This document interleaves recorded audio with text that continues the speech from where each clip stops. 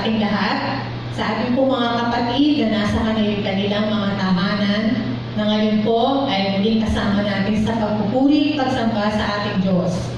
Ngayon po ay nasa ikalawang linggo na tayo ng buwan ng June. At supposed to be, supposed to be, ay nasa nakakadalawang linggo na sana sa pag-aaralan ng ating mga anak. Subalit, wala po tayong choice, kundi ang manatili ngayon sa ating mga tahanan, maghintay, at sumunod sa pinahihiran ng ating pamahalaan. Habang wala pang bakuna. Kaya po, dagdagan pa po natin ang pananalangin sa Panginoon para sa mga scientists o researchers natin, na naghahanap ng lunas para sa pandemic na ito, COVID-19. Kamusta na po ang magtatatlong buwan ng mga naka-lockdown natin, mga tahanan? Kamusta na po, pati mga bulsa ba, lockdown na rin? Kamusta na po ang ating mga emosyon? Stable pa rin po ba? Irritable na ba? Kamusta naman ang ating mga kalusugan? Alam ko po may mga pagbabago na nangyayari sa ating mga kalusugan. Iba ay lalong bumigat ang timbang. Kamusta rin po ang ating mga spiritual na buhay? At higit sa lahat, kamusta na ang pamilya ng bawat isa sa atin? Naniniwala po ako na ngayong COVID-19 ay mayroong aral tayong natutunan, samantalang tayo'y nasa mga tahanan natin ng matagal. Naniniwala po akong nag-enjoy naman kayo sa presensya o presence ng mahal natin sa buhay. Dahil lalo na sa mga namamasukan, talagang sila lagi nagmamadali para makaalis ng mga bahay. Ganito po, ang gusto ng mga tao ay lumabas. Dati, ayaw lumabas. Sabi ng isang worker na narinig ko kagabi, sa isang senior niya, yung mga tao daw dati, ayaw na, samang-sawa na magbiyahe, samang-sawa na pagod na pumalis ng bahay. Ngayon naman, gusto na pumalis ng bahay. So, whatever situation we have, we need to accept it. Sabi nga, tanggapin natin ito. At higit sa lahat, dumalangin tayo sa Panginoon. Huwag tayo tumigil. Huwag tayo magsawa sa pananalangin, pag-asa, at patuloy na ang Panginoon ay nariyan pa rin. Hindi siya nawawala. Prayer away nga lang. Ngayong umaga, samahan niyo po akong basahin ng isang talata sa ating mga Bible, sa James. Sa wikang Tagalog naman ay Santiago. Sa James 1:4. Santiago 1:4. Babasahin ko po ito sa ating wika. Happy Independence Day kahapon. Okay, so James 1:4. Santiago 1:4. Sabi po sa ating wika, at dapat kayong magpakatatag hanggang wakas upang kayo'y maging ganap at walang pagkukulang. Sa ibang translation, ganito, at dapat kayong magpakatatag. Pareho din pala. Version na hawak ko at version na ito ay pareho din pala. So, ito po ay sulat ni Santiago. Siyempre po, ang kinakausap niya dito ay mga Kristiyano na, mga mananampalataya na. Wala pong victorious moment or matagumpay na pagkakataon kung walang pinagdaan ng pagsubok. Amen po ba doon? Diba? Hindi mo masasabing, victorious ako doon. Kasi hindi ka naman, kung hindi ko humarap sa trial, so pagsubok. Paano mo masasabing nagwadi ka kung hindi ka naman sumama sa paligsahan o hindi mo tinapos ang laban? Ngayon, may laban tayo, Anong laban natin? Ang laban sa buhay ay COVID-19. Ano pa? Ang laban natin, inip. Laban natin ano pa? May laban din tayo spiritual. May laban din tayo na financial. Ano po? Ayan, marami tayong laban. Sabi nga po, kung hindi tayo sumali sa paligsahan at hindi mo tinapos ang laban, walang victorious moment. Ano po? If you finish the race, then you have completed your course as an athlete. So, kung ikaw po ay tumapos ng laban o ng laro, bilang isang atleta, masasabi mo na meron kang tagumpay. Gayun din naman, kapag napagtagumpayan po natin ang anumang mga pagsubok na kinakaharap natin ngayon, whatever na sitwasyon, pagsubok meron tayo sa buhay ngayon, no? Ang ating bansa, ang buong mundo umarap sa matinding challenge na to ng COVID-19. At napakaraming challenges kasama ng COVID-19, sa TV, malulungkot ka sa mga nakakanood mo. O kaya minsan, ayoko na manood ng TV. Nalala na nakaka-depress, di ba? Pero as child of God, bilang isang Kristiyano, bilang isang anak ng Diyos, hindi naman dapat depression ang maging dito sa atin, reply. Kundi patuloy ang pagkilala, pananatili natin sa pagtitiwala sa ating Diyos. Ano po? Kapag napagtagumpayan natin ang anumang pagsubok sa buhay, unti-unti ay nararanasan natin ang kapuspusan at pagiging ganap. Sa prayer po ni Jesus, sa John 17:15, sabi po doon, hindi ko dinadalangin, kunin mo sila sa daigdig na ito, kundi iligtas mo sila sa masama. Sino dinadalangin doon ni Jesus? Mga alagad ng Banya? Tayo po yun. Dinadalangin tayo ni Jesus. Ang sabi po sa John 17:15, hindi ko dinadalangin, kunin mo sila sa daigdig na ito, kundi iligtas mo sila sa masama. I know, at alam ko rin po, at alam natin lahat, dinadalangin tayo ang natin ng Panginoong Jesus, na magliligtas sa atin sa lahat ng uri ng kasamaan at ng mga challenges sa buhay meron tayo ngayon. Ibig lamang ipahayag ni Jesus na ang buhay pananampalataya ay may pagsubok na kakaharapin dito sa mundong ito. Nandito po tayo sa daigdig na ito. Hindi tayo exempted sa mga naranasan ng mga kapwa natin sa kapaligiran. Hindi po, di Kristiyano ka, hindi ka magkakasakit, hindi ka magugutom, di ba? So, kung anong naranasan nila, naranasan din po natin. Sabi po, kaya nga, kung paano pinagtagumpayan ni Jesus, ang temptation, sa kanya ng masama, ang kapuspusan ng Diyos din naman ay nanatili sa kanya. Ngayon din, tayo mga Christian, tayo mga mananampalataya, magtatagumpay tayo sa anumang pagsubok, sa anumang tukso, sa anumang challenges na pinakaharap natin, kung tayo po ay patuloy na aasa, mananampalataya, magtitiwala sa atin. Kasi sa lahat, patuloy na mananalangin. Sabi po, magpakatatag. Magpakatatag po tayo mga kapatid sa ating pananampalataya. Huwag sabi nga po ng Corinthians, huwag tayo,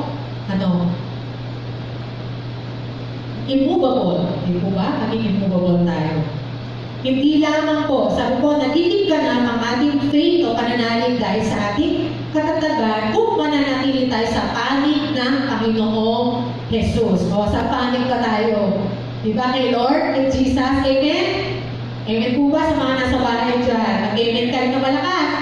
Amen. Amen. So, hindi lamang kapuspusan ang hatid ng pagiging matatag sa pagsubok, kundi may hatid din itong ibayong blessing o ibayong biyaya. Kaya, gamit ni Job. Naalala mo si Job? Wala siguro hihigit pa sa challenge or pagsubok o matinding hirap na dinanas si Job. Binigyan siya ng matinding karamdaman, namatay ang mga anak, 10 anak, nawala ng kabuhayan. Pero at the end, umiwalay ba siya sa Diyos? Hindi. Hindi niya pinahulang Diyos. Nanatili siya sa panig ng Diyos. So, mga kapatid, ganun din po. Manatili tayong matatag, manatili tayo sa panig ng Panginoon, manatili tayong magtiwala sa Kanya anuman challenges ang ating kinakaharap ngayon. At nakita po natin at the end sa buhay ni Job, at the end, nagkaroon siya ng magaganda na mga anak. Pinalitan ng Diyos yung mga anak niyang nawala. Ano po, namigit pa, mas magaganda pa. Dinote ang kanyang kabuhayan. Ano pa? Sa pamamagitan din po ng pananampalataya sa Panginoon, Panginoong Jesus, bibigyan niya tayo ng tagumpay, katatagan, ano pa, kagalaan at kapuspusan. Kalakip ang blessing, ang biyayang hindi matitinag kailanman. So, nais po ba natin ang katagumpayan? So, manatili po tayo sa panig ni Lord. Manatili nagtitiwala, nananalangin, don't give up. Pray, pray, pray. Tuloy lang ang buhay. No po, kahit anong mangyari, tuloy lang po. Kahit anong mangyari sa paligid natin, kahit anong pandemic pa sana dumating, manatili tayo sa panig ni Lord. Amen?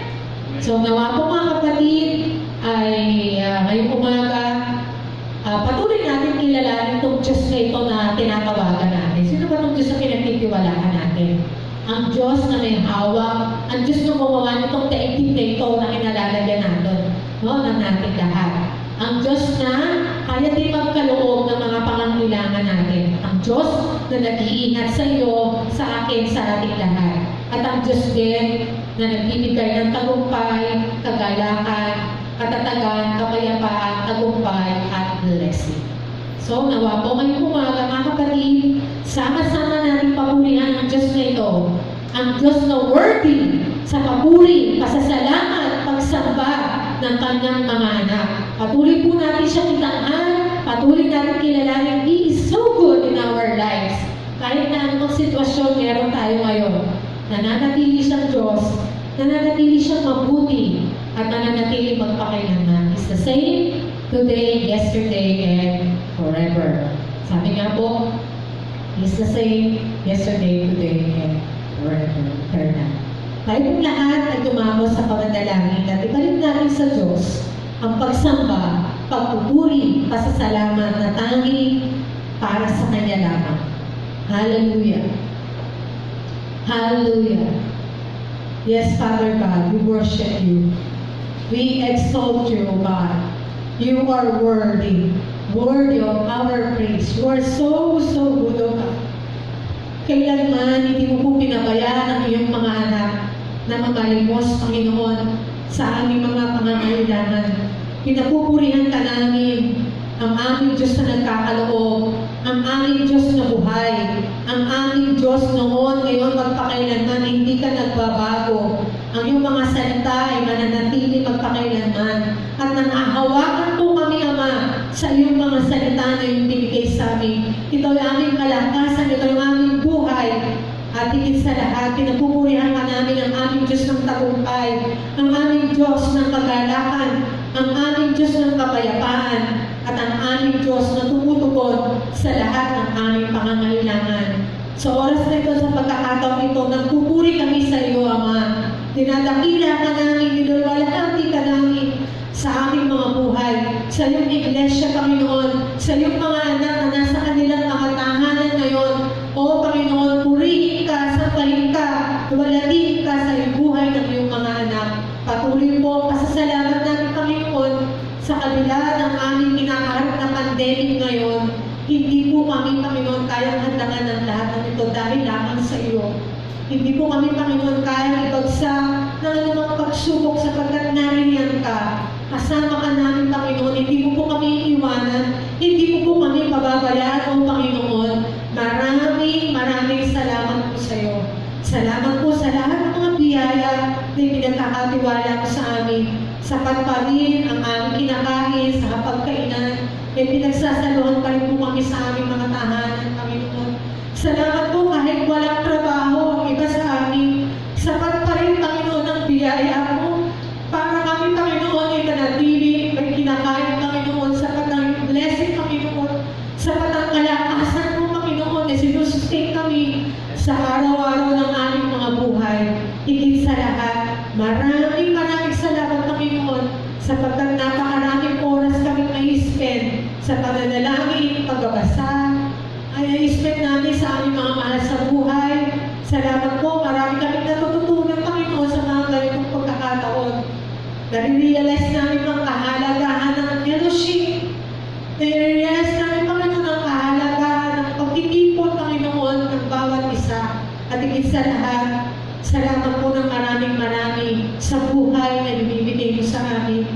sinusustain mo kami, Panginoon, i-spare mo kami, Panginoon, sa mga karamdaman. Yun po, Panginoon, sapat na para pasalamatan ka namin. Maraming salamat, Panginoon. Higit sa lahat, sa araw na ito, na ibinigay mo para minsan pa ay makapag-aral kami, makinig kami, makaahawig kami, Panginoon, makapanalangin kami sa iyo, O Panginoon, ang sama-sama maging sa ganitong kaparaanan. O Panginoon, pagpalain mo po ang iyong mga anak. Pagpalain mo po ang iyong anak na gagamitin sa aming harapan. Pagpalain mo po ang aming pag-aawitan. Pagpalain mo, Panginoon, ang bawat bahagi ng aming pong pagsamba ngayong umaga. At nawa ikaw ang maitaas ang maluwalhati, Panginoon, sa aming gawain ngayong umaga. O Panginoon, muli, nihahandog namin sa iyo ang bawat oras na aming pupupunin sa aming pakikinig at pag-aaral, pag-awit, pagpalakpak, pananalangin mo, Panginoon. Nahabagan mo ang bawat isa ngayong umaga at naway patuloy kang mangusap sa pamamagitan ng iyong lingkod na gagamitin sa bawat isa sa amin. Ianoin mo, Panginoon, ang kanyang mga labi at higit sa lahat, Panginoon, patuloy na dumalo yung pagpapala, yung mga salita sa buhay ng iyong anak na itatayo ang magdalangin ng mga salita sa bawat isa sa amin. Muli, maraming salamat, Panginoon, sa pribileyo na makatulog sa iyo, makapag-aral, makapanalangin. Salamat sa kalayaan. Salamat, Panginoon, sa kalayaang mag-aral. Salamat sa kalayaang umawit at sumamba sa iyo ngayong umaga. Muli, ibinabalik namin ang lahat ng pagpupuri, ang lahat ng pagwalhati, pagsamba na tanging sa pangalan lamang ng aming Panginoong Yesus. Lahat po tayo ay magsabi na Amen! Amen! Amen! Hallelujah! Palapakan po natin si Lord! Hallelujah! Thank you, Lord! Hallelujah! Hallelujah! Diyos po ay mabuti, mga kapatid. Amen? Patuloy po natin sambahin ng ating Diyos sa kanyang kabutihan. Ang Diyos po ay tapat, ang Diyos po ay mahabagin, ang Diyos po ay gracious po sa buhay natin. And praise the Lord kasi hanggang ngayon, marami po sa atin nakasurvive at ang iba po ay may trabaho na. Praise the Lord. So, karapat dapat pong purihin at sambahin ng ating Diyos. Amen? Parapakan po natin ang Panginoon. Hallelujah! Ulitin po natin, Jesus, you are so good!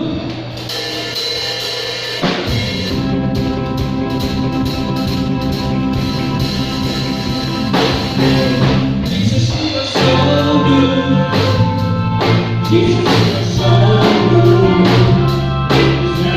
Because I'm here in your presence.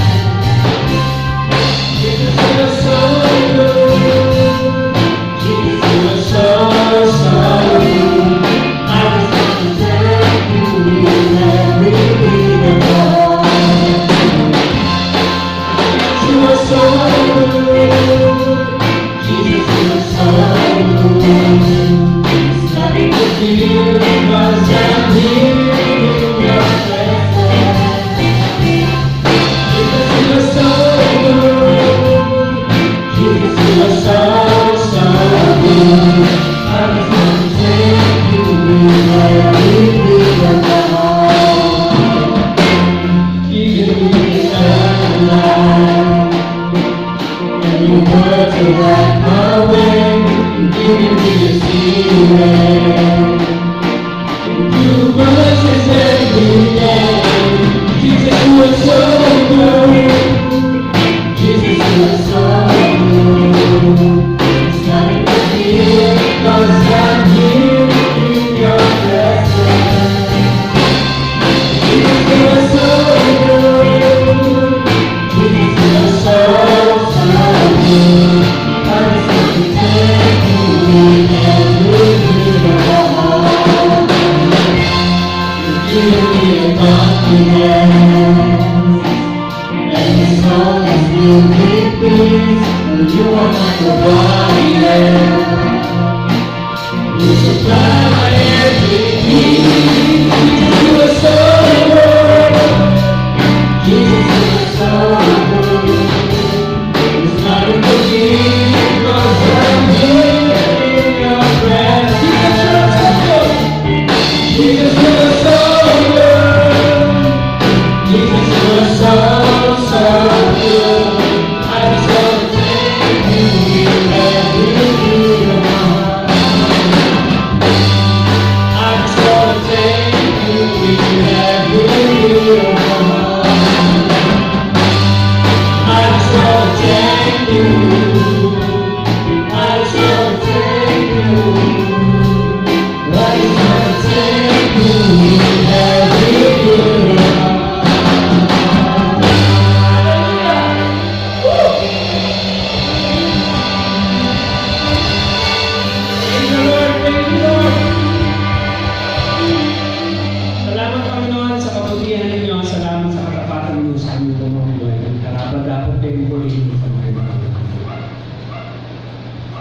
Patuloy po tayo sa ating pong pagsamba sa ating Panginoon. Siya po yung ating kapayapaan dahil nandun po tayo sa presensya po ng ating Shepherd. Patuloy po natin sambahin ang ating Diyos.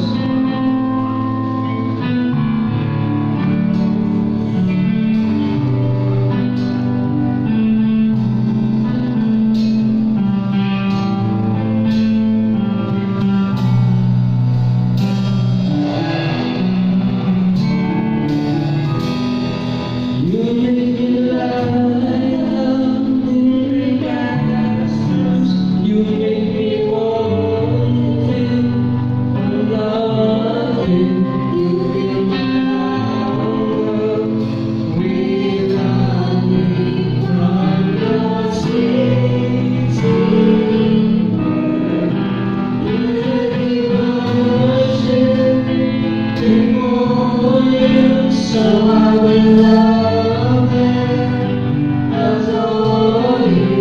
You are my shepherd, you are my Jesus, you are my Lord. You make me lie down in your presence, you make me lie for nothing.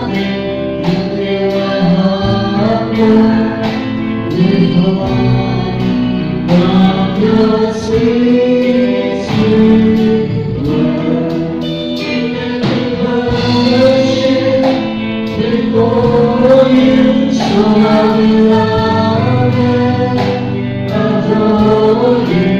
You are my shepherd, you are my Jesus, you are my Lord.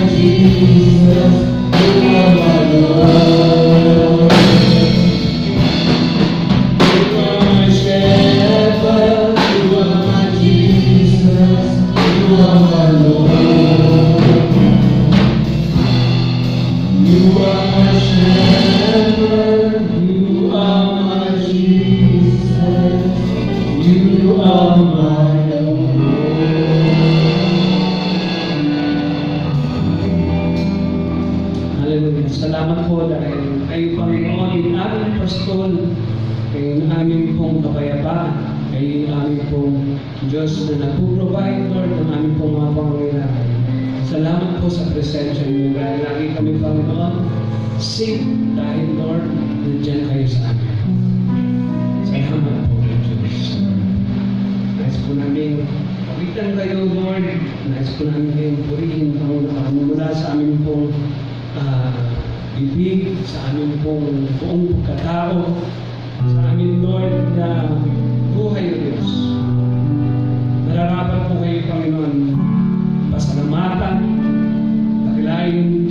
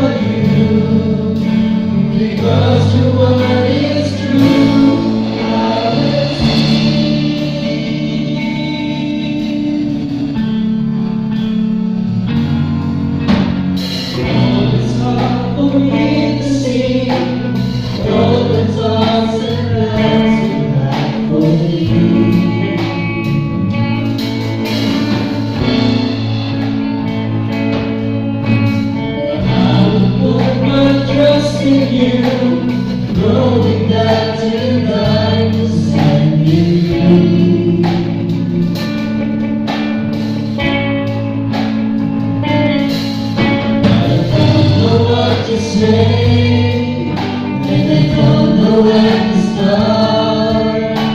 Unless you give the grace, with all that's in my heart, I will sing, I will praise, even in the darkest hour, through the sorrow and the pain. I will sing, I will praise,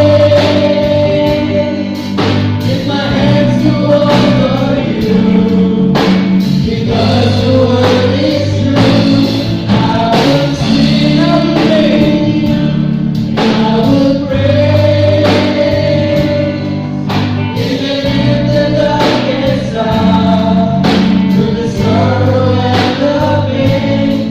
I will sing, I will praise, lift my hands to honor you, because your word is true. I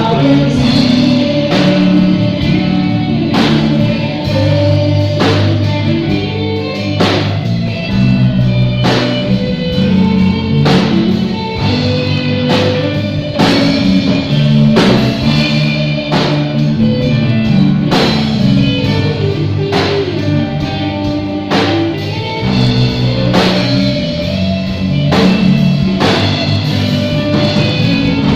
I will sing, I will praise, even in the darkest hour, through the sorrow and the pain. I will sing, I will praise, lift my hands to honor you, because your word is true. I will sing, I will praise, even in the darkest hour, through the sorrow and the pain. I will sing, I will praise, lift my hands to honor you, because your word is true. I will sing, I will praise, I will sing.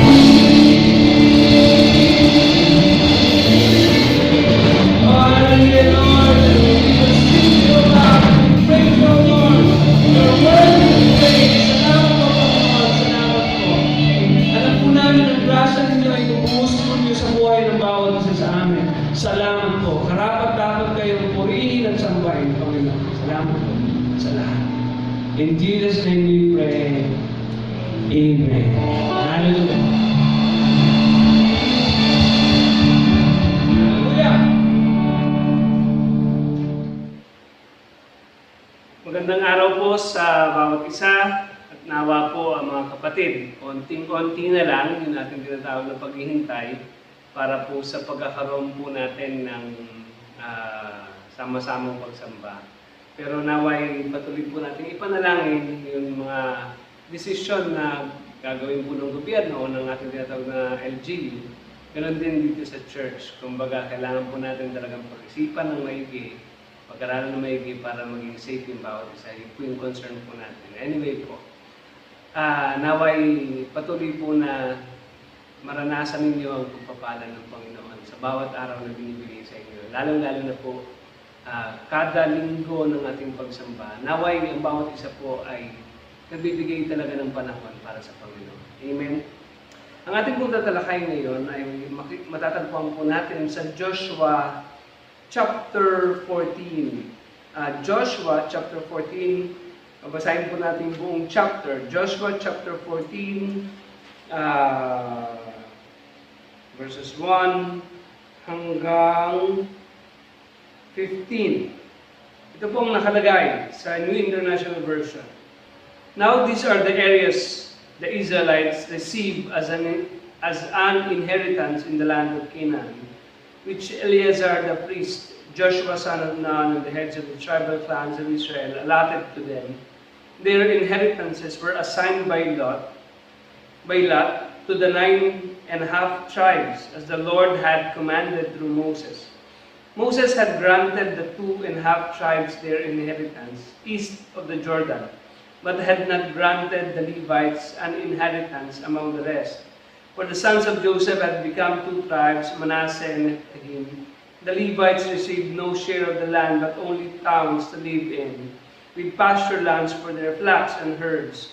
So the Israelites divided the land just as the Lord had commanded Moses. Now the men of Judah approached Joshua at Gilgal, and Caleb, son of Jephunneh, the Kenizzite, said to him, "You know what the Lord said to Moses, the man of God, at Kadesh Barnea, about you and me. I was 40 years old when Moses, the servant of the Lord, sent me from Kadesh Barnea to explore the land, and I brought him back a report according to my convictions. But my brothers who went up with me made the hearts of the people melt with fear. I, however, followed the Lord my God wholeheartedly. So on that day Moses swore to me, the land on which your feet have walked will be your inheritance, and that of your children forever, because you have followed the Lord my God wholeheartedly. Now then, just as the Lord promised, he has kept me alive for 45 years since the time he said this to Moses, while Israel moved about in the desert. So here I am today, 85 years old. I am still as strong today as the day Moses sent me out. I'm just as vigorous to go out battle now as I was then. Now give me this hill country that the Lord had promised me that day. You yourself heard then the Anakites were there, and their cities were large and fortified. But the Lord helping me, I will drive them out just as he said." Then Joshua blessed Caleb, son of Jephunneh, and gave him Hebron as his inheritance. So Hebron has belonged to Caleb, son of Jephunneh, the Kenizzite, ever since, because he followed the Lord, the God of Israel, wholeheartedly. Hebron used to be called Kiryat Arba, after Arba, who was the greatest man among the Anakites. Then the land had rest from war. Siya po ang magpala sa pagbabasa ng kanyang salita. Sumandali po tayo magpasalamat sa Panginoon. Salamat, Lord, sa oras na ito, sa araw na ito, Panginoon, na aming pagsamba. Kayo po ang siyang Diyos na buhay. Kayo ang Diyos ni Joshua. Kayo ang Diyos ni Caleb. Kayo ang Diyos ni Moses. At hindi kayo nagbabago, Panginoon. Kung paano kayo nagbibigay ng tagumpay noon, ganun din, Panginoon. Magbibigay rin kayo, Lord, ng victory ng iyong mga anak sa panahon, Panginoon, ng aming pong mga kinakaharap ng mga battle. Salamat, Lord, dahil alam po namin na mapagtatagumpayan namin anumang battle na meron kami sa panahon ngayon. Salamat po, Diyos, sinasamba namin kayo, pinapasalamatan namin kayo dahil karapat-dapat kayong sambahin, purihin, O Diyos. Salamat po, Panginoon, sa pangalan ni Kristo Jesus. Lahat po ay magsabi ng Amen. Praise God. Hallelujah. May nabasa akong isang article na nakalagay sa caption, "This is one of the saddest stories ever told in Hollywood." Ang story po na yan ay kay Sylvester Stallone, one of the biggest and most famous American movie superstars back in the day. So Stallone was a struggling actor in every definition nung siya po yung nagsisimula. At some point, he got so broke that he stole his wife's jewelry. Kinailangan niya pong nakawin yung alahas ng kanyang asawa para magkaroon lang po ng pera. So, he ended up being homeless. So, siguro nagkakawin sila mag-asawa, pinalaya siya. So, yes, he slept at the New York bus station for 3 days. Tatlong araw doon siya natutulog. Unable to pay rent or afford food. Wala ko siyang mambili ng pagkain. His lowest point came when he tried to sell his dog at the liquor store to any stranger. So, nabili niya po yung kanyang pinakamamahal na aso. Kasi wala akong talaga siyang pera. Hindi rin niya may mapapakain yung kanyang aso, so kailangan mo pong ibenta. Pinagbenta niya po ito ng $25. So, sabi doon sa story, siya po ay umiiyak nung siya po ay paalis, nung siya po yung maalis nung panahon na yon. Now, sa buhay po natin, meron tayong mga hindi magagandang mga karanasan sa nakaraan, may mga pagkakamali tayo. May mga sitwasyon tayo na parang hindi maliliwanag ang buhay natin. Hindi dahil sa naputulan tayo ng kuryente, pero talagang sobrang matindi mga pinagdadaanan po natin mga kapatid. Kapag titingnan natin ang kinabukasan natin, ay malabong gumanda na at magkaroon ng magandang hinaharap. Naranasan niyo po ba yun? Pero sa Diyos, walang imposible. Ang mga malabong buhay ay maaaring magkaroon ng maliwanag na hinaharap. Ang madilim ay maaaring lumitaw o luminaw sa hinaharap na tulong dahil po sa tulong po ng ating Diyos na buhay. Hindi ko po iniisip na magpastor, no? Hindi ko rin po iniisip na sabihin mo natin gamitin ng Panginoon sa mga pagkakataon po na sa mga tao po ay nakakatulong para sa aking pangunawa, no? Kaya papasalamat tayo sa Diyos dahil yung life natin, hindi naman talaga atin, ibinigay niya yon. At hindi tayo mabubuhay para sa sarili lang natin, kundi para sa iba. Ano man ang trabaho mo, ano man ang career mo sa ngayon, naniniwala ko na hindi ka nabubuhay para sa sarili mo. Ikaw ay, ang Panginoon ay may plano sa buhay mo. Kaya dapat magamit talaga natin yung buhay natin para sa kanyang kalwalhatian. Ganyan po ang buhay ni Caleb. Malabong magkaroon ng magandang kinabukasan, ngunit binago ng Diyos ang kanyang kalalagayan. So ito yung mga katotohanan at prinsipyo na maaari natin matutunan patungkol sa pagkakaroon ng magandang hinaharap. Ang title ho natin ngayon, Ang Dakilang Bukas dahil po sa gawa ng ating Diyos. Ang dakilang bukas dahil sa gawa ng Diyos.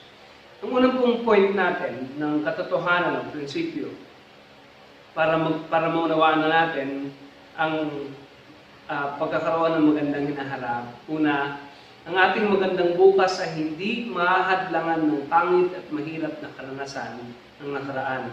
Ang chapter 14 po, ito yung chapter na dinidiscuss yung inheritance. Yung ibibigay ng Panginoon na mana, na ari-arian nila, na parte nila sa pagpasok po nila sa tinatawag na promised land. Inalat ito ng Panginoon sa kanila sa pagpasok nila sa promised land. So, kasama doon si Joshua at saka si Caleb. Pero this time, ang pagtutunan po natin, si Caleb. So, ang tanong, sino ba si Caleb? Si Caleb po ay, ang kanyang pangalan ay Dog or Raging Canine. So, madness, kumbaga parang baliw na aso. So, ganun po yung kanyang tinatawag na meaning po ng kanyang pangalan. Probably baka ganun din ang kanyang tinatawag na personality. So, kasi siya po ay matapang, kumbaga talagang laban pong laban, ganun po si Caleb. So, ito po yung ibig sabihin ng Caleb. Mad dog, parang ganun po, no? So, sa atin po, meron din tayong mga tinatawag, meron mga katatawagan sa atin, ng mga pagkakakilanlan sa atin, mga idinudugtong ng mga, sabihin mo natin, adjective, nagde-describe ng ating personality, nagde-describe ng kung ano tayo, kung sino tayo, di ba? Meron tayong Enteng Kabisote, mga ganyan. Pedro Taga, mga gano'n ang mga pangalan natin. So, hindi po siya pure Israelites. Mestizo po, no? Anak po siya ni Jephthah at siya po ay pinanganak sa slave. Ibig sabihin po, wala po siyang tinatawag na possibility na mag-own ng property.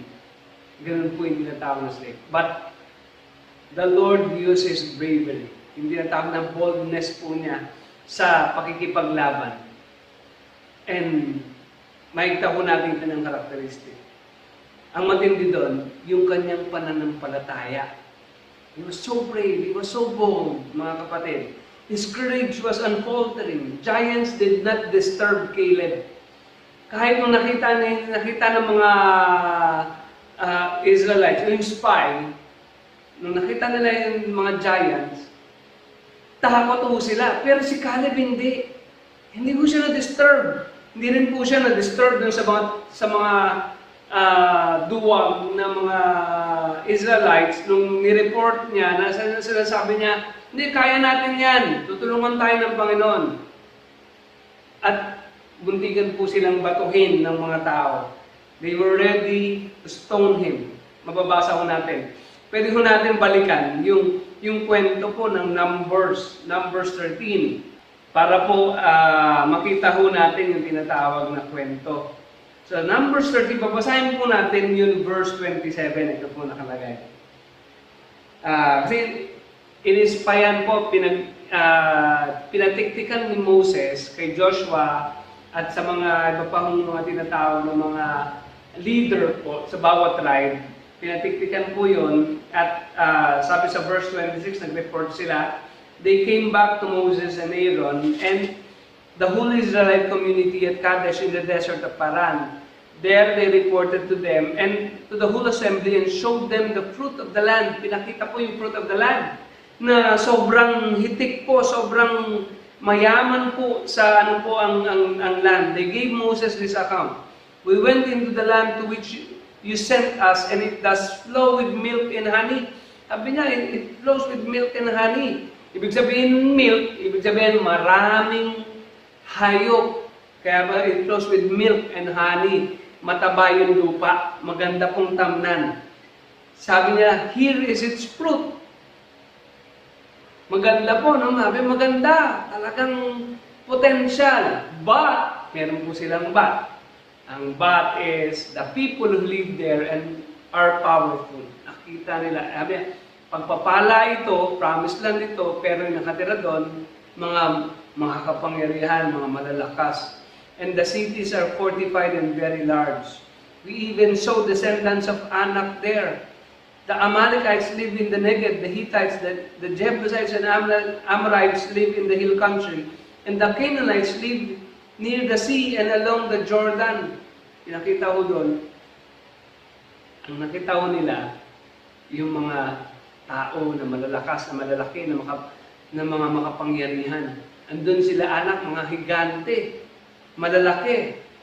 So nagkaroon na po ng pag-iingay. Habang nag-report sila. But sa verse 30, Caleb silenced the people before Moses and said, we should go up and take possession of the land, for we can certainly do it. Sabi niya, magagawa natin ito. But the men who had gone up with him said, we can attack those people, they are stronger than we are. Ang tawag natin yung perspective.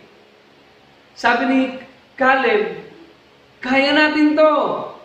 Pero sabi ng iba, hindi natin kaya ito. It's about perspective, mga kapatid. So, and they spread among the Israelites a bad report about the land they had explored.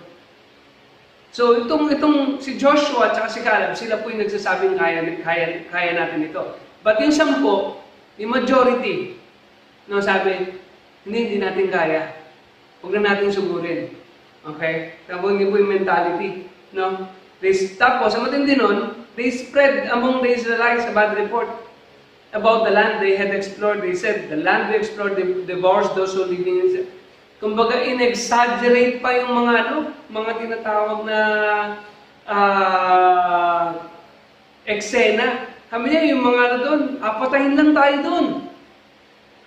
All the people we saw there are of great size, malalaki. We saw the Nephilim there, the descendants of Anak, come from the Nephilim. So we seemed like grasshoppers in our own eyes, and we looked the same to them. So para lang tayo mga tipaklong, titirisin lang tayo.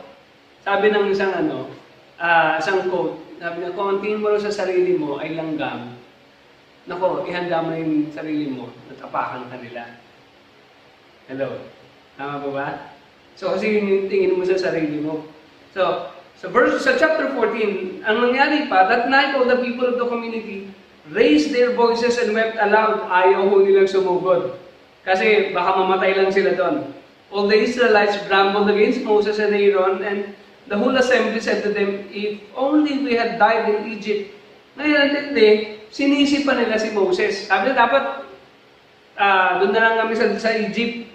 Or in this desert, why is the Lord bringing us into this land only to let us fall by the sword? Sabi niya, papatay lang din pala kami dito, ba't dito pa kami dinala? Our wives and children will be taken as plunder. Wouldn't it be better for us to go back to Egypt? Balik na lang namin sa Egypt. Ang Egypt po ay a symbol of imprisonment, slavery, a symbol of sin. A slave po. Ganun po yung symbol po ng Egypt. Kaya nga pinalaya sila doon ng Panginoon eh. Niredeem sila ng Lord doon. Sabi po sa verse 5, Then Moses and Aaron fell face down in front of the whole Israelite assembly gathered there. Joshua, son of Nun, Caleb, son of Jephunneh, who were among those who had explored the land, tore their clothes and said to the entire assembly, The land we passed through and explored is exceedingly good.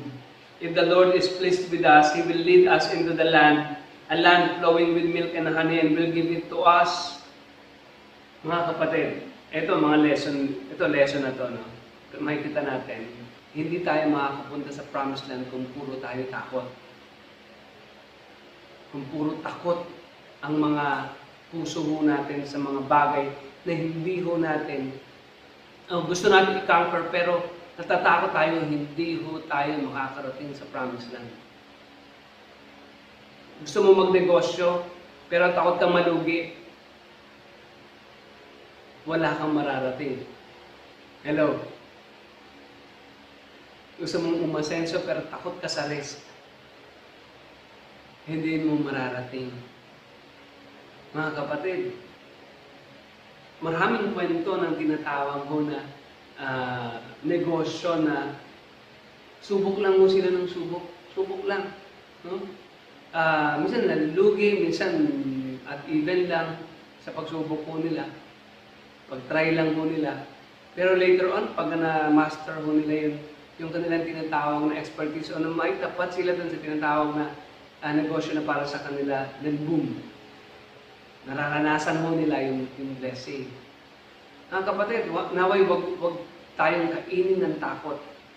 Kundi tingnan natin ang Diyos na siyang makapangyarihan. Ito po problema. Yung 10, takot sila, ay nila i-conquer yung promised land. Parang siguro sabihin natin, hindi lahat ng majority tama. Hello? Kung pwede ko natin bigyan ng points yun, no? Hindi lahat ng majority tama. Even kahit yung isa, dalawa na nagsasabi. Pero yung isa, dalawa nagsasabi na mayroong pagtitiwala sa Diyos, minsan sila yung tama. Kailangan lang natin ma-assess kung talagang sino nga ba talaga ang nagsasabi ng patungkol sa salita ng Panginoon, ng prinsipyo ng salita ng Diyos. So, kita ho natin, his courage was unfaltering. Giants did not deserve Caleb, nor did those cowards who were ready to stone him. Kasi ang nangyari po, babatuhin ho sila, pero hindi ho sila natakot, mga kapatid. So, ang ating magandang bukas ay hindi mahadlangan ng pangit at hirap ng karanasan ng nakaraan. Pangit man ang kanyang past, slave man siya, hindi man siya tunay na Israelites. Pero it doesn't matter, mga kapatid. Kasi ang ating tagumpay ay lagi nagmumula sa ating Diyos. Amen. Walang kinalaman yung nakaraan mo.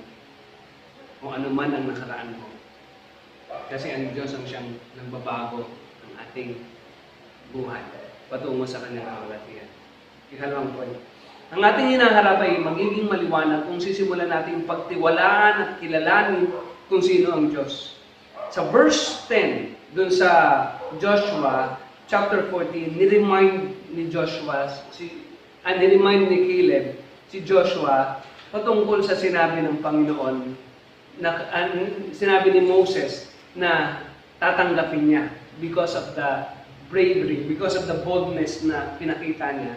So sa verse 10, nakalagay doon, Now then, just as the Lord promised, He has kept me alive for 45 years, since the time He said this to Moses while Israel moved about in the desert.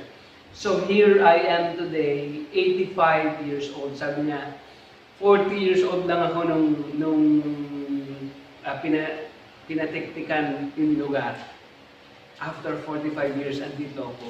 At naaalala ko yung pinangako ni Moses na ibibigay sa akin. Sabi niya gano'n. So sa verse 11 nakalagay, I am still as strong today as the day Moses sent me out. I'm just as vigorous to go to battle now as I was then. Amen, hindi nagbabago. Yung tinatawag na vigor, yung vigor, ano niya, yung tinatawag na lakas niya, listo sa pakikipaglaban, nandun pa rin. At it is because of the Lord, yung po sinabi niya. Ang question kasi ay hindi ay kung anong kaya mo at kung anong magagawa mo. Ang question is kung ano yung tinatawag na kayang gawin ng Panginoon sa mga bagay na imposible. Hindi yung galing natin. Do si Caleb ay matapang, listo, magaling sa pagkikipaglaban, pero naniniwala kasi siya na ang Panginoon ay sumasa kanya. Kaya, alam niya, kahit na-slave siya, alam niya na wala siyang karapatan to own a property. Pero merong ipinangako si Moses sa kanya, pinanghawakan niya yun. 40 years old siya that time.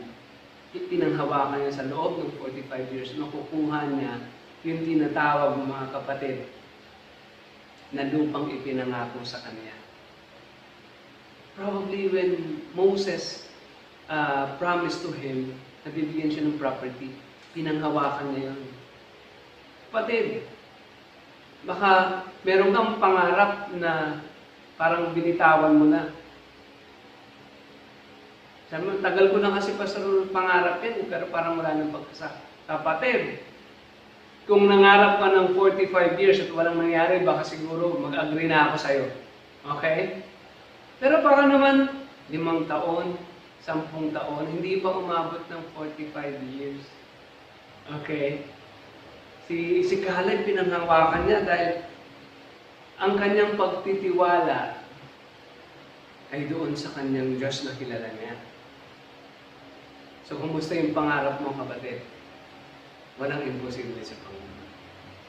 Meron kaming attender sa church noon, kapag iniimbita namin siya sa church, tinatawanan lang po kami. Pero later on, napapayag ko namin na umattend. Sama-sama ko siya sa amin. Ako, mahilig kasi siyang kumanta. So, ako naman ay mahilig mag-gitara. So, nag-jam kami. Nagulat ako nang bigla naging active sa church. No?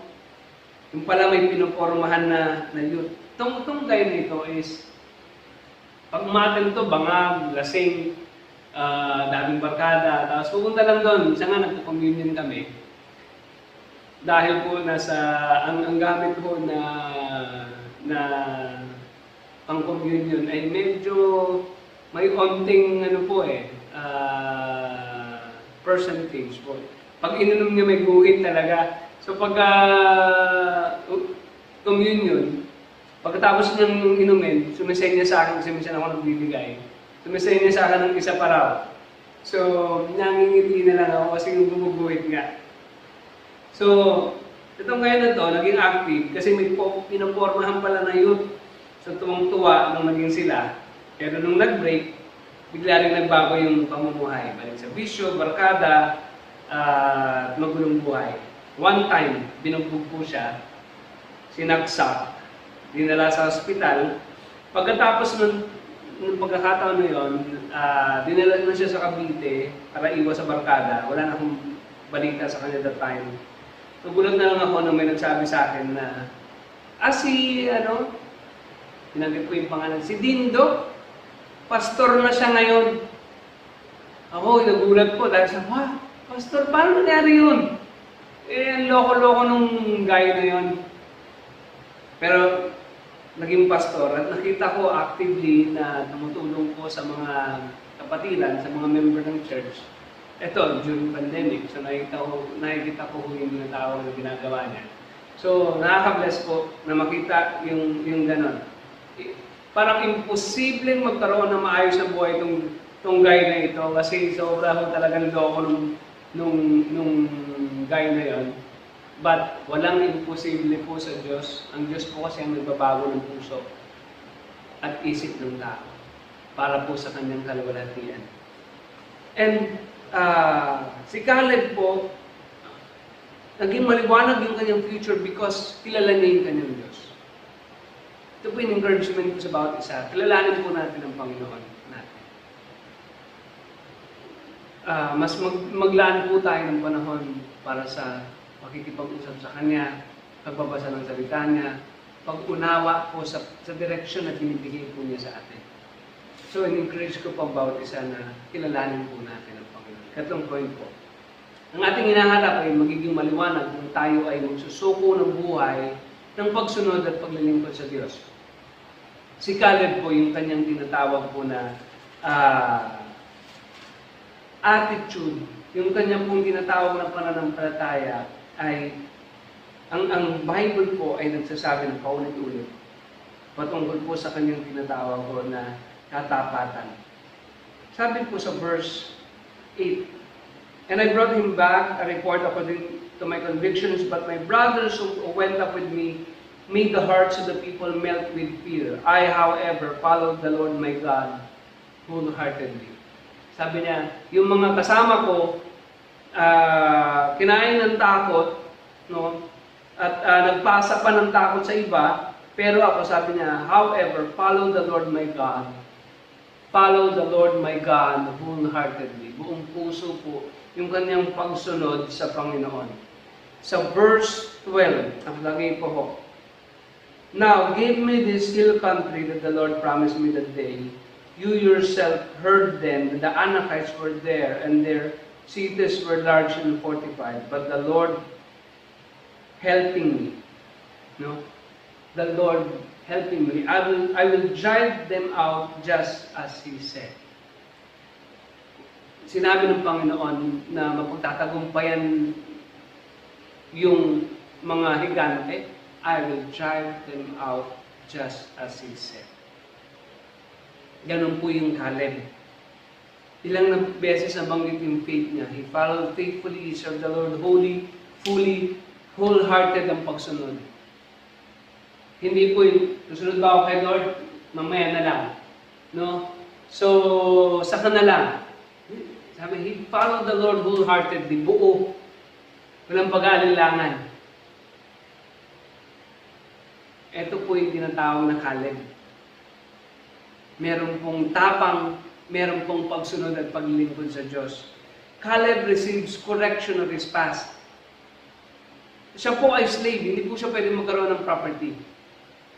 But the Lord correct his past. Okay? Tapos, the time He purifies the Lord, yung kanyang pangasalukuyan, pinupurify ng Lord yung kanyang tinatawag na buhay. Yung kanyang lakad. And, ikatlo, restructuration of his future. Yung kanyang bukas, inayos ng Panginoon hanggang sa magkaroon siya ng property. Hanggang yung pangarap niya, hanggang yung pangako na ipinangako sa kanya ay makamtan niya. Because si Lord ang kumilos po sa buhay niya, mga kapatid. Ganon din po tayo. Ano man ang pangarap mo, ano man ang gusto mong maabot. Sumunod tayo sa Panginoon. Magsuko tayo ng buhay sa Panginoon. Maglingkod tayo sa Panginoon, mga kapatid. Sabi po ng verses 13 to 14, "Then Joshua blessed Caleb, son of Jephunneh, and gave him Hebron as inheritance. So Hebron has belonged to Caleb, son of Jephunneh, the Kenizzite ever since, because he followed the Lord, the God of Israel," inulit po ulit, "wholeheartedly." Hebron used to be called Kiryat Arba after Arba. Ang ibig sabihin, who was the greatest man among the Anakites.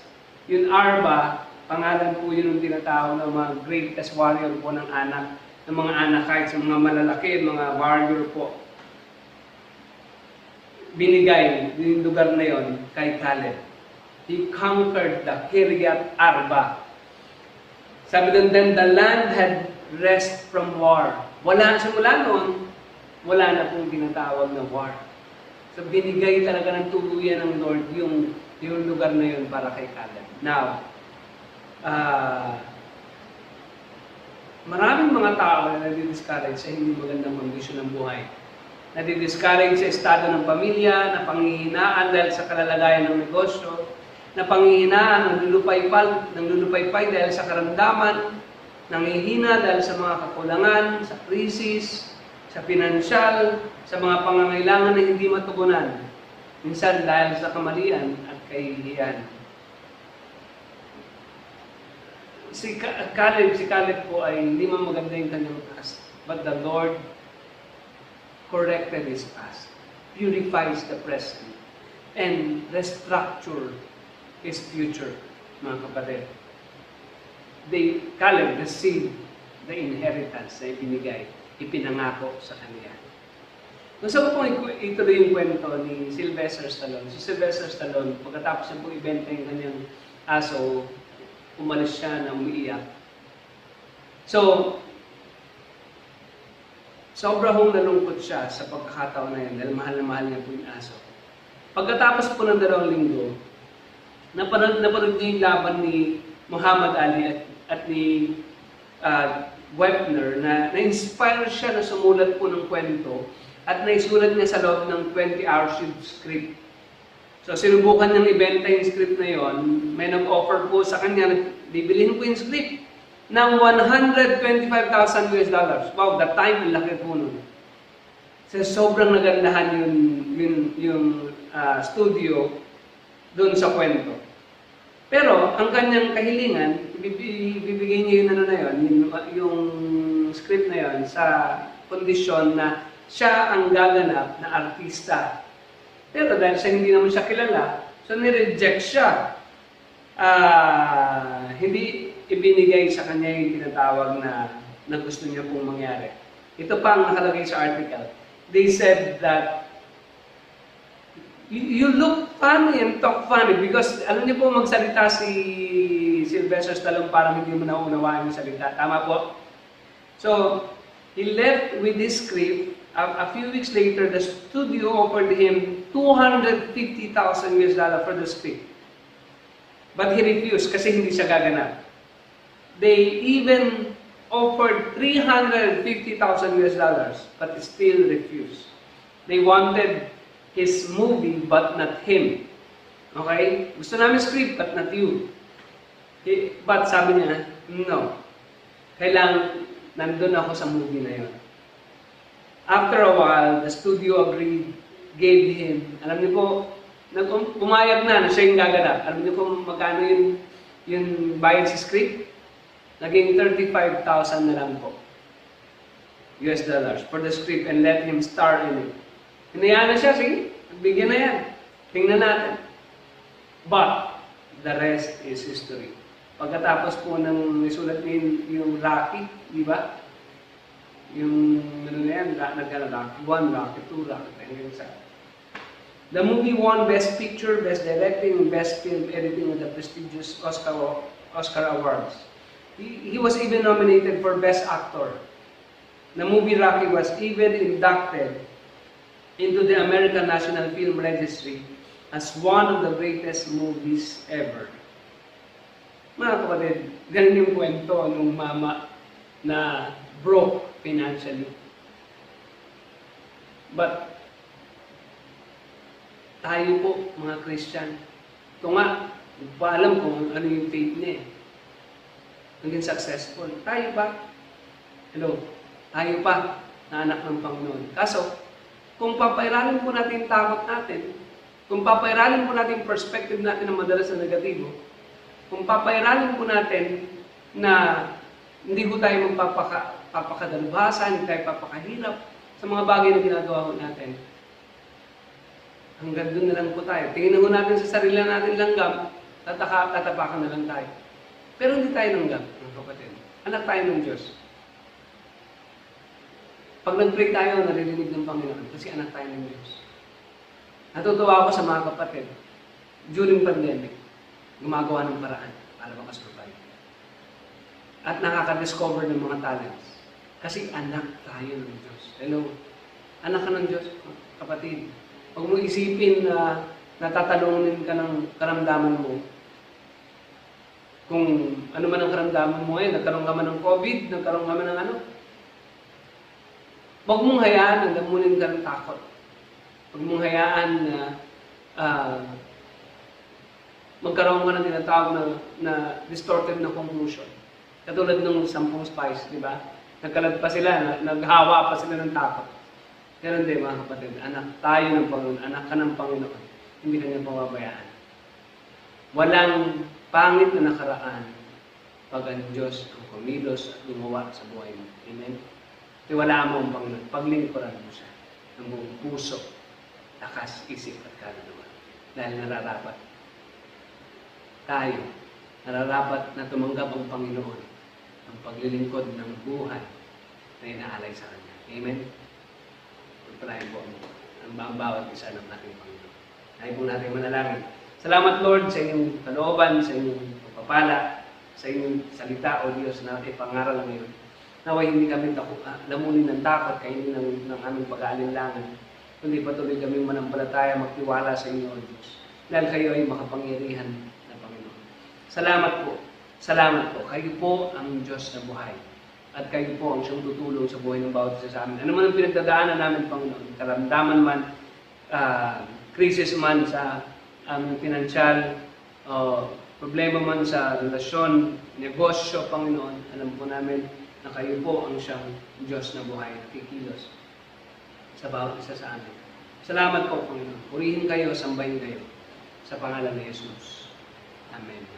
Praise God. Hallelujah. Maraming salamat po sa ating manggagawa, sa ating Pastor Jerry Salvador, sa mensahe ng Panginoon na kanyang ibinahagi sa atin ngayong umaga. Nawa po ay patuloy natin siyang idalangin sa Panginoon dahil ang dami pong challenges na kinaharap ng ating pastor, ating manggagawa. At sa ating pong mga announcement, unang-una po ay paumanhin kung hindi po natin nabati ang sinamang may birthday o anniversary ngayong nakaraang month ng June 1 hanggang June 14. Dahil po wala pong nakatala sa atin po sa membership form na nagdiwang ng kanilang arawan ngayong June 1 to 14. Kung meron po, humingi po kami ng paumanhin sa hindi po natin pagbati. Maaari po hindi nakapag-submit o nakapag-fill up ng form, kaya po wala sa ating mga records. So, ganyan lang po, ay nakikigalang po kami sa inyo kung kayo sumapit sa inyong karawan o nagdiwang ng inyong anniversary ng kasal. Naway pagpalain po kayo ng Panginoon. At sa mga karagdagan pa pong announcement, mga updates po sa ating mga gawain, ay punta lang po tayo sa FB page ng ating pong Bread from Heaven Lesson. So, mababasa po natin doon kung may mga announcement ng ating leader, lalo-lalo na pong ating pastor. At sa pagkakataong ito, ay nais ko po kunin muli ang inyong atensyon upang ating sama-samang pasalamatan ng Panginoon saan? Sa ating pong ginawang proyekto nitong COVID-19. Hindi naman po lingid sa inyong kaalaman na ang ating church, through our pastor na binigyan ng Panginoon ng burden na tumulong sa ating mga kapatid at sa mga kababayan natin dito sa kapaligiran ng Pleasant at dito sa San Jose na makatulong tayo sa kanilang mga pangangailangan. At sa biyaya at tulong ng Panginoon at sa pagtutulong-tulong nating mga kapatiran, ang iba ay tumugon sa pagbibigay ng sako-sakong bigas. Tama po ba ako, Pastor? Sako-sako, hindi lang isa. Sako-sakong bigas. Thank you, Lord. Thank you sa kanyang buhay, sa kanilang pamilya. Ang iba naman ay tumugon sa pagbibigay ng manok. Tama po ba ako? Manok, Yung iba naman ay goods, no? At ang iba naman, karamihan po ay financial o pera. Maraming salamat po. In behalf po ng ating Bread church leaders, no? Ay kinakatawan ko po sila para kayo po ay pasalamatan ng taus-puso, no? Mula sa aming mga puso ay nagpapasalamat po kami ng napakarami. Unang-una sa Panginoon, ginamit kayo, at siyempre po pangalawa sa inyo, na ginamit ng Panginoon para po maabot natin yung mga kapatiran natin na talagang walang ibang inaasahan kundi ang Panginoon lamang At tayo ginamit, no? Napakagandang pakinggan na ginamit kayo, ginamit ang church para po sila ay matustusan sa kanilang mga pangangailangan. Unang-una, bigas. No? Yan, number one sa mga Pilipino. No? Hindi mabubuhay na walang bigas o kanin. No? At syempre, iba't iba pang mga supplies na pantawid sa ating mga pagkain sa araw-araw. Yung iba po, napakagandang pakinggan. Sa ibang simbahan, hindi po nila ginawa ito na nagbigay. Sa halip sila pa humihingi. Tayo po, sa pastor, sa kay Pastor Jerry, sa kanyang may bahay sa ating mga kapatid na nagpamigay at nagtiyagang mag-distribute nito sa ating mga tahanan na yung iba, hindi lang 3 beses napuntahan o naabot ng ayuda ng church. Yung iba, 4, yung iba 5, at napakapala, yung iba 6 pa daw po. Ayan, sa Messena sa akin, Sister Loli, yung iba 6. Wow, napapawaw ako kasi hindi ko alam na naka-6 tayo. Ang alam ko, hanggang 4, lang 4 na ayuda lang tayo So, thank God dahil sa pagtutulong-tulong natin dito sa bread, ay natulungan natin kahit hindi member ng church. Na-bless natin ang ibang tao. Naniniwala po ako na sila ay nagpasalamat sa Panginoon through us na ginamit para sa mga ayudang ito. At kung tayo ay noong mga nakaraang month ay nakapagkaloob, alam mo po, kaya pa rin natin magkaloob ngayon. Amen! Hindi ko na marinig yung kayo kasi nasa mga bahay kayo. Pero alam ko, no, in your own little way, ay kaya pa rin natin magbigay sa Lord. No po? At napakasarap magbigay sa Lord No, lalo na yung mga, sabi nga, nice kong basahin yung isa pong instant dito sa Bible na nagbigay, tapos tingnan natin yung nangyari. Kasi po, ang ating church ay umaharap din po sa mga pangangailangan din naman. Dahil po, tuloy-tuloy po yung bayarin natin sa kuryente, sa tubig, at syempre po, kailangan din ng ating manggagawa ang ating pong patuloy na love gift. Dahil po, alam din naman natin na hindi naman dinoob ng Panginoon, nagsarado rin po ang kanilang kaunting pinagkakakitaan o dagdag na pinagkakakitaan. So, kailangan po natin din na mapagpatuloy ang love gift natin sa kanya. Hindi nga po yung salary Nakakahiya po yun, hindi po yung salary. Ano po, kung tutusin. Yung po ay love gift. Ano po. At next ko po basahin yung isang instance dito sa Bible. Ano po, na nagpapakita ng ganitong instance. Ano po, sa 1 Kings chapter 17, verse 7 up to 15, ay ganito po ang ating mababasa. No, medyo, samahan niyo po ako kung may Bible kayo dyan sa harap ninyo. 1 Kings chapter 17, verses 7 up to 15. Ngunit dumating ang panahon na natuyo na rin ang bagis, kaya't sinabi sa kanya ni Yahweh, umalis ka rito, pumunta ka sa Sarepta, sa lupain ng Sidon. May lutusan akong isang balo na magpapakain sa iyo roon. Pumunta na siya roon at papasok na siya ng pintuan ng Luzon, nakita niya ang balo na namumulot ng panggatong. Sinabi niya sa babae, maaari po bang makinom? Aalis na ang babae upang ikuha siya ng tubig nang kahabol niyang sabihin, kung maaari, bigyan mo na rin ako ng kaunting pagkain. Sumagot ang babae, alam po ni Yahweh na inyong Diyos na wala na kaming tinapay. Pero pa kaming kaunting natira, na harina at kapatak na langis. Namumulot niya ako at nang maigatong upang lutuin yun at makakain man lamang kami ng anak ko bago kami mamatay. Sinabi sa kanya ni Elias, huwag ka mag-alala, umayo ka at gawin mo ang iyong sinabi. Ngunit ipagluto mo muna ako ng isang munting tinapay at pagkatapos magluto ka ng para sa inyo. Sapagkat ganito ang sabi ni Yahweh, Diyos ng Israel, hindi ninyo mauubos ang harina sa lalagyan at hindi rin matutuyo yung langis sa tapayan. hanggang sa hindi sumasapit ang talagang takdang araw na ang ulay marapati papatakin ng may kapal. Ginawa nga ng babae ang utos ni Elias at sila'y kumain, si Elias at silang mag-ina. At hindi na naubos ang harina sa lalagyan at hindi natuyo ang langis sa sisidlan tulad ng pangako ni Yahweh sa pamamagitan ni Elias. So alam naman po natin story ni Elias. Siya po ay isang propeta, lingkod ng Diyos.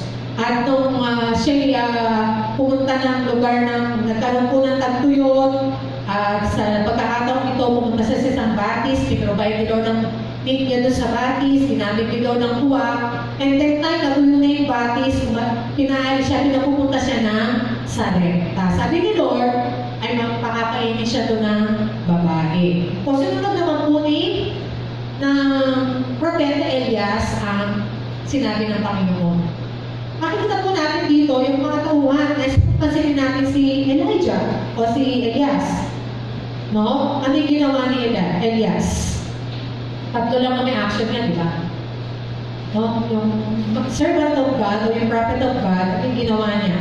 Tatlong action. Sabi doon, utos ni God, arise, go, and stay. No po? Yun po ang ginawa niya. Sinunod niya ang sabi ng Panginoon. At dahil sa pagsunod niya, ano nangyari? Naroon nga, natagpuan niya yung babae at siya ay pinupunan sa kanyang pangangailangan. Ginamit ng Panginoon yung babaeng balo, no? Para sa kanyang pangangailangan. Sabi ng Panginoon kay Elias, arise, go, stay. Mga kapatid, mga magulang, ina-encourage ko po kayong lahat. Meron din tayong manggagawa ng Panginoon. Paano siya mag-a-arise? Paano siya mag-go? Magpapatuloy? Paano siya mag-stay sa gawain ng Panginoon? At ang gawain ng Panginoon dito sa Pleasant, paano magpapatuloy? Ano po? Meron po tayong tina-challenge po tayo ngayong hapon na ito, ngayong umaga na ito. Tina-challenge tayo ng salita ng Panginoon sa ginawa ng babaeng balo. Ano ginawa ng babaeng balo? Sino ba siya? Ano? Napakasimple lang ng babae. Sino nagsuklay ng niya? Siya yung nagsuklay, di mo ba? Pero, kung isipin natin, ginamit ng Panginoon yung babae. Yung babaeng balo. Sino ba nagsuklay talaga? Si Lord talaga yun. Ginamit yung babaeng balo. Of course, the Lord used this woman. The woman was only an instrument. No? Para sa pangangailangan ng church. No po? Pangangailangan ng gawain ng Panginoon.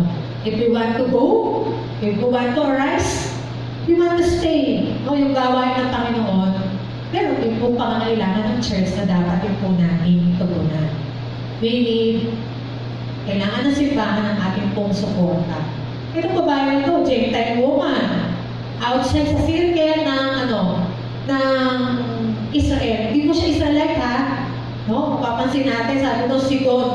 Siya po ay from pagan nation of Sidon or Phoenicia, who at that time ay represented the forces array against God's kingdom. Pero kahit siyang babae na yan, na Gentile na ginamit ng Panginoon, ano siya? Poor. Ang pagkakalarawan sa kanya, ano siya? Namumulot. At yun po, ang katunayan na siya'y mahirap. Namumulot ng panggato. At ano sabi ng binasa natin na verse? Yung uling lulutuin niya, yung dalang natitira, kakain sila, at sila patay. Di po ba? Ibig sabihin, last na yun. Wala na talaga. No? Na natitira sa kanyang lalagyan. Now, ano pong pinapakita nito? Kahit maliit, kahit anong bagay, kapag ipinigay natin, no, doon sa challenge ng Panginoon sa kanyang mga salita, the Lord will bless you. Pagpapalain ng Panginoon mo. Ano nangyari? Nung sinunod po ba ang babaeng balo? Sinunod po niya. Nagluto siya, kumain sila, tapos kahit hindi niya kilala si Yahweh. Imagine, hindi Israelite. Hindi niya kilala si Yahweh. Pero nandun yung pagtalima niya dun sa salita ng anak ng Diyos o ng God's servant. Nako, naniwala po siya sa sinabi ni Elias. Ano sabi ni Elias? Hindi mauubos ang harina at sa lalagyan at hindi matutuyo ang langis sa tapayan. At yun nga po mga kapatid ang nangyari. Hindi naubos ang langis, hindi naubos ang harina sa kanyang lalagyan. Ano po? So na-experience ng babae yung miracle. Na-experience ni Elijah yung katotohanan ng salita ng Panginoon sa kanya. No? Hanggang na pakita ng miracle sa babae, kay Elijah, kay Elias, sa pamamagitan ng pagtalima. Now, kina-challenge po tayo ngayon mga kapatid ng salita ng Panginoon. Hindi ang ating church, at sana po, ganun din sana maging response natin katulad ng widow na ito. So, encourage ko po kayong lahat at sana po mag-share po tayo whatever, kahit ano pong halaga na pwede natin i-share. Bago tayo dumako dun sa pagsasama-sama o fellowship dito sa face-to-face, marami po tayong gagastusin. Alam niyo po ba yun? Kailangan natin ng thermal scanner, Kailangan natin mag-disinfect. Protocol po yun, hindi po ba? Poop bath. Dami natin kailangan prepare, marami pang bagay na dapat tayo iayos. Bago tayo makapagpasimula ulit ng face-to-face dito sa ating simbahan. At dito po ay kailanganin natin ng ating pagtutulong-tulong para makabili po tayo ng mga gamit na ito. Gusto niyo po bang magsama-sama na tayo mag-worship dito? Kung gusto po natin, ay nananawagan po ako sa inyo na sana po ay mag-share tayo ng blessing natin. Any amount. Pwede niyo po kaming i-PM, kahit si Pastor, kahit sino po sa mga leader, i-PM niyo po. Hawilin po kami pumunta. Sa inyo mga tahanan, kung kailangan kami pumunta, si Pastor, kahit po sino na i-PM niyo sa amin, willing po kami pumunta para kunin ang inyong mga gift sa ating pong church, sa ating gawain, para po makapagpatuloy tayo sa ministry natin sa Panginoon. So, paano yung ating servant, ang ating gawain magpatuloy, mag-go, mag-arise, mag-stay, kailangan po yung support natin. At kina-challenge tayo ng babaeng balo na to. Ito, hindi kilala si Yahweh, Hindi na kilala ang Diyos. Tayo, kilala natin si Lord na provider. Kilala natin si Lord na may-ari ng lahat ng bagay. He will provide everything for us. At alam ko po, kung yung babaeng balo nito, hindi Kristiyano, hindi kilala si Yahweh, bless ni Lord, ginawa ng miracle ni Lord, ikaw din, kayang gawa ni Lord ng himala. Kayang gawa ni Lord, kayang ibalik ni Lord more than that na ibibigay mo sa gawain niya. Kaya po, I'm encouraging everyone, I'm challenging everyone na magkaloob po tayo sa gawain Lord. Any amount, pag pinagsama-sama po natin ito, naniniwala ako sa big help sa ating pong gawain sa Panginoon. Okay? Bago po tayo mag-face-to-face dito sa ating church sa gawain ay ang ating pastor at ating mga leaders po ay magpapadala through our FB page ng survey sa ating pong gagawing service. So, antabay na lang po tayo sa ating FB page sa announcement na ito. So, ito lamang po ang mga announcement at muli po ay kina-challenge po natin ang bawat isa. Kung nais natin na-experience yung blessing ni Lord sa ating pamilya, sa ating trabaho, at sa buhay natin, katulad ng babaeng balong ito, I'm challenging everyone sa pamagitan ng salita ng Panginoon. Let us give, whatever amount po na pwede bibigay at i-PM nyo lang po kay sinasabi ng mga leaders. Pwede pong pick up or kung anong paraan sabihin nyo lang po kami para dun sa inyong mga life. Muli po, maraming salamat sa inyong pagtugon, sa inyong pong suporta sa gawain ng Panginoon at sa ating mga gagawa. Pagpalain po tayo ng Panginoon at hangat po namin ang iyong pag-iingat at ang kapayapaan, kagalakan, ibigay sa inyo ng Panginoon. Maraming salamat po and good morning everyone. Stay safe. Sa bawat pagising, sa bawat pagdilat ng mata, sa bawat araw na binigay mo, Panginoon, ang aming pasasalamat, ang aming pagkilala sa kapangyarihan mo. ay magpapahayag ng pagtitiwala sa inyong pagkalinga sa amin. Ang pag-ibig mo ay hindi magmamaliw. Ang katapatan mo ay hindi magbabago. Ang layunin mo sa amin ang siyang mangyayari. Pagpalain po ninyo kami at mabigyan po namin kayo ng kaluguran sa aming pong mga buhay. Salamat po, Panginoon. Pagpalain nawa kayo ng Diyos at ingatan kayo. Paliwanagin nawa ng Panginoon ang kanyang mukha sa inyo. Subaybayan nawa kayo ng Panginoon at bigyan kayo ng kapayapaan. Ang lahat po ay magsabi ng Amen.